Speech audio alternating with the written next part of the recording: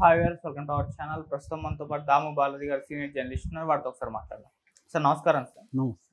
Sir ఒక పక్క జమ్మూ కాశ్మీర్లో ఉగ్రదాడి జరిగిన నేపథ్యం తర్వాత పరిణామాలు మనం చూస్తూ వస్తున్నాం. అది మొత్తం దేశం కూడా ఒక భావోద్వేగంలో ఉన్న ఈ సమయంలో హీరోయిన్ సమంత చేసిన పని ఇప్పుడు నెటిజన్స్ అందరికీ కూడా కోపోద్రేకాలకు అయితే గురయ్యారు. సార్ ఆమె ఒక పోస్ట్ పెట్టింది, అది కూడా పాకిస్తాన్కి మద్దతుగా పెట్టిందని చెప్పేసి అందరూ కూడా విమర్శిస్తున్నారు. మరి తర్వాత గంటల్లోనే ఆమె డిలీట్ చేయడం జరిగింది. అసలు ఏం పోస్ట్ పెట్టింది, అందులో ఏముంది, మరి దీనికి సంబంధించి మీరేం చెప్తారు? అండ్ ఇలా పాకిస్తాన్కి మద్దతు తెలిపే వాళ్ళు చాలా మంది కూడా ఉండడం చూస్తూ వస్తున్నాం సార్. ఇంకెవరెవరు మద్దతు తెలిపారు సార్ ఈ విధంగా?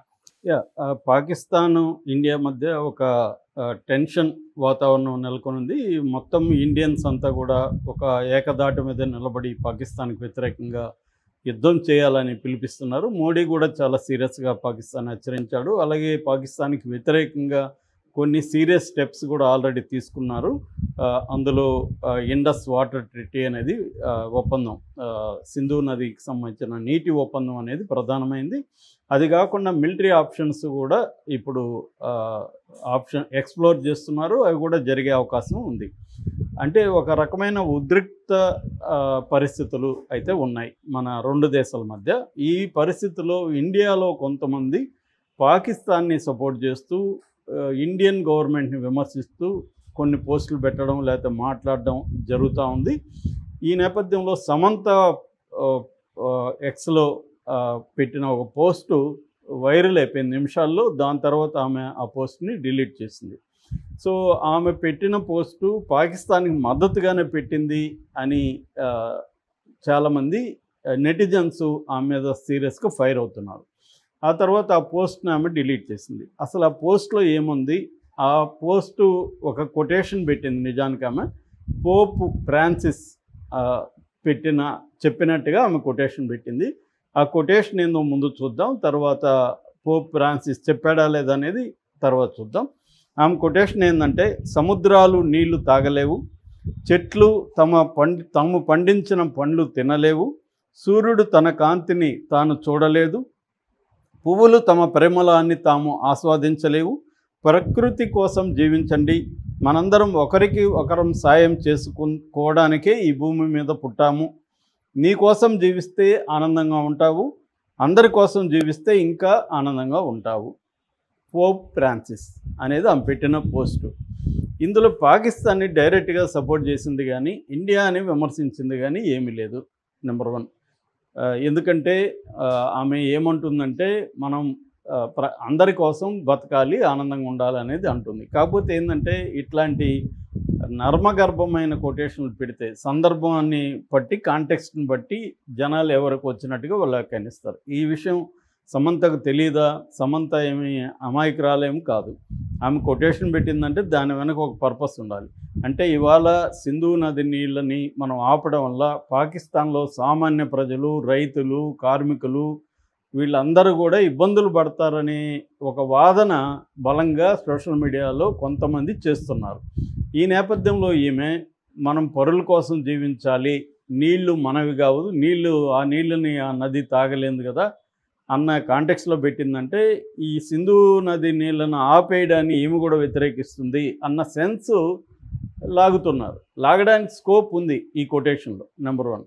నెంబర్ 2, అసలు ఈ కొటేషన్ పోప్ ఫ్రాన్సిస్ చెప్పలేదనేది నిర్వివాదంగా ప్రూవ్ చేశారు. ఆయన ఎప్పుడు ఎక్కడా చెప్పలేదు. దీని సోర్స్ కూడా ఆమె ఎక్కడ పెట్టలేదు. పోప్ ఫ్రాన్సిస్ అని పెట్టింది. నిజానికి చాలామంది ఏం చేశారంటే, అసలు ఇటువంటి మీనింగ్ వచ్చేది ఎక్కడ పట్టుకుంది ఈమె అంటే, మన ఇండియన్ ట్రెడిషన్లోనే ఒక శ్లోకం ఇలాంటి మీనింగ్తో వచ్చిన శ్లోకం ఉంది. ఇది 14వ సెంచరీలో వచ్చిన సూక్త రత్నాసుర అనే ఒక సూక్త రత్నహార అనే ఒక గ్రంథంలో ఈ శ్లోకం ఉంది. 14వ శతాబ్దంలో వచ్చింది ఆ గ్రంథం. ఇదన్నమాట. అందులో ఏమి శ్లోకం అంటే, పరోపకారాయ ఫలంతి వృక్షము ఫలాల్ని ఇతరుల కోసమే ఇస్తుంది. పరోపకారాయ మాంతి నదులు ఇతరుల కోసమే ప్రవహిస్తాయి. పరోపకారాయ దహంతి గావ అంటే ఆవులు, గోవులు ఇతరుల కోసమే పాలు ఇస్తాయి. పరోపకారార్థమిదం శరీరం.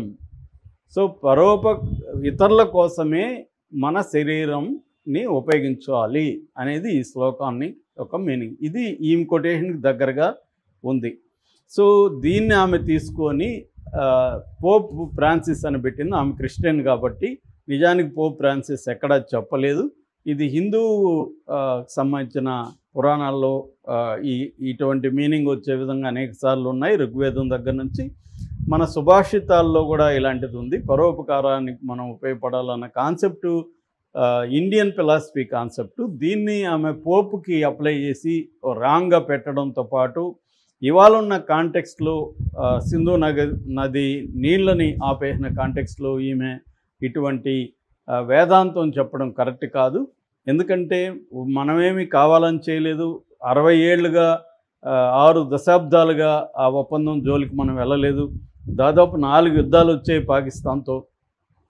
అటువంటిది ఇవాళ టూరిజం ఆగిపోతుంది, దాని చుట్టూ అనేక వ్యాపారాలు ఆగిపోతాయి, వేలాది లక్షలాది మంది జీవనోపాధి దెబ్బతింటుంది. ఒక ఆటో డ్రైవర్ల యూనియన్ ప్రెసిడెంట్ ఏం చెప్పాడంటే వాళ్ళు చంపింది 26 మందిని కాదు, వేలాది మంది మమ్మల్ని అంతా కూడా చంపినట్టే అని చెప్పాడు. ఎందుకంటే టూరిజం పోతే ఆటో ఇండస్ట్రీ పరిశ్రమకు సంబంధించిన ఆటో డ్రైవర్లు సఫర్ అవుతారు, వాళ్ళ ఫ్యామిలీలు సఫర్ అవుతారు. అలాగా లక్షలాది మంది జీవితాలు ప్రత్యక్షంగా పరోక్షంగా సఫర్ అవుతాయి. అట్లాగే కాశ్మీర్లో ఇండస్ట్రీసు మిగతావి డెవలప్ అవ్వడానికి కూడా స్లో డౌన్ అయిపోతుంది. సో ఇదంతా పక్కన పెట్టి మనం ఏదో వేదాంతం మాట్లాడుతూ పక్షులు అవిస్తాయి, సూర్యుడు ఇదిస్తాడు, మనం పరోపకారం కోసం బతకాలి అన్న సూక్తులు ఎవరికి తెలియదా? ఇక్కడ ఈమెకే మాత్రమే తెలుసా? ఈమె దాన్ని ఖండిస్తే ఖండించాలి, లేకపోతే సైలెంట్గా ఉండాలి. కానీ ఇటువంటి సూక్తులు చెప్పడం వాళ్ళకి కదా చెప్పాలి, టెర్రరిస్టులకు చెప్పాలి. మనం దాన్ని రిటాలియేటరీగా మనం చేస్తున్నాం తప్ప మనమేమీ చేయలేదు. మోడీ కూడా అనేక సార్లు యుద్ధాల వల్ల అందరూ నష్టపోతారు, యుద్ధాలు లేని పరిస్థితి ఉండాలి అనేది అనేకసార్లు మాట్లాడి దానికి తగినట్టుగా పాకిస్తాన్తో కూడా మనం సహృద్భావ వాతావరణంలోనే ఉన్నాము అనేది ఇప్పుడు ఈ మీద తీవ్రంగా విమర్శలు అయితే వస్తున్నాయి. అందుకనే మేబీ ఆమె విత్డ్రా చేసుకునింది. కాకపోతే విత్డ్రా చేసుకునిందా లేకపోతే ఎక్స్ వాళ్ళే కంప్లైంట్ల వల్ల దాన్ని తీసేశారనే దాంట్లో కూడా క్లారిటీ రాలేదు. ఆమె తర్వాత దీనికి సంబంధించేటువంటి క్లారిటీ ఇప్పటి వరకైతే ఇవ్వలేదు, ఇస్తుందేమో చూడాలి. ఇక ఇలాగే మాట్లాడిన కొంతమందిలో ప్రధానంగా చెప్పుకోవాల్సింది అస్సాంలో ఒక ఎమ్మెల్యే. ఆయన వచ్చి all India United democratic front AIUDF పార్టీకి సంబంధించిన ఎమ్మెల్యే. అతని పేరు అమీనుల్ ఇస్లాం. అతను చాలా దారుణమైన కామెంట్స్ చేశాడు. అదేంటంటే ఈ చంపిన వాళ్ళు పాకిస్తాన్ వాళ్ళు కాదు, ఇండియన్సే, ఇదంతా కూడా మోడీ కుట్ర అన్నట్టుగా చేశాడు. 2019లో కూడా ఈ ప్రభుత్వాలు కుట్రబన్ని పుల్వామా దాడి చేయించి వీళ్ళే పాకిస్తాన్ మీద దాడి చేసి ఇవన్నీ చేశారనేది ఈయన ఆర్గ్యుమెంటు. దాంతో ఆయన మీద సీరియస్ కేసులు పెట్టారు, అరెస్ట్ చేశారు. ఆ పార్టీ కూడా డిజోన్ చేసుకునింది, మాకు సంబంధం లేదు, ఇది ఈయన వ్యక్తిగత అభిప్రాయమే, మేము దీంతో ఏకీభవించట్లేదు, మేము నిర్ద్వందంగా మోడీ ప్రభుత్వాన్ని సపోర్ట్ చేస్తున్నాము, పాకిస్తాన్కి యాంటీగా నిలబడుతున్నాము అనేది ఆ పార్టీ కూడా చెప్పింది. అలాగే మన మంగళూరు, కర్ణాటకలో మంగళూరులో ఒక ఐడి నిజబింగ్ మంగళూరు అనే ఒక ఐడిలో కూడా ఈ ఉల్లాల్ దక్షిణ కర్ణాటక జిల్లా దీంట్లో కూడా ఒక వ్యక్తి పోస్టు పాకిస్తాన్కి అనుకూలంగా పెడితే ఆ వ్యక్తిని అరెస్ట్ చేశారు. అట్లాగే మహమ్మద్ నౌషద్ జార్ఖండ్ బొకారా జిల్లా ఎక్స్లో ఒక పోస్ట్ పెట్టాడు యాంటీగా, అతన్ని అరెస్ట్ చేశారు.